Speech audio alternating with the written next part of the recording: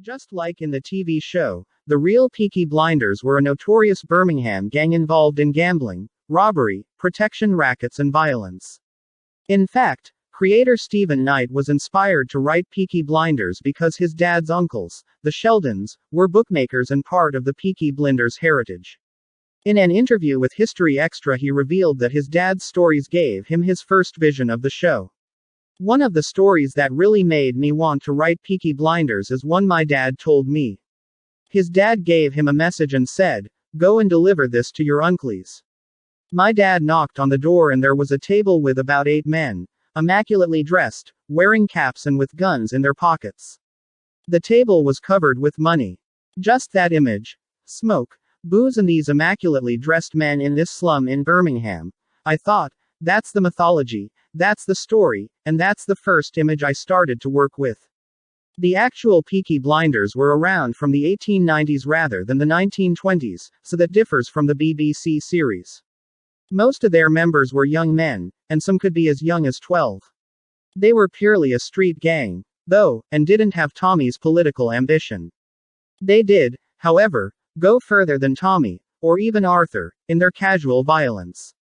On top of the robberies and skirmishes with rival gangs, they also assaulted the police. If you thought their violence against others was bad, the fights among themselves were even worse.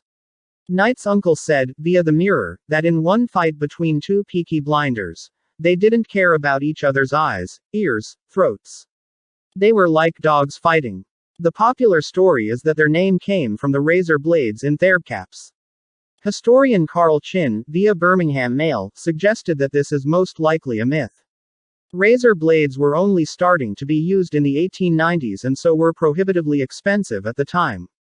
It's much more likely their name came from the peaks of their caps and the fact that blinder was slang for their well-dressed appearance. Billy Kimber, the leader of the Birmingham Boys, could even be a model for Tommy.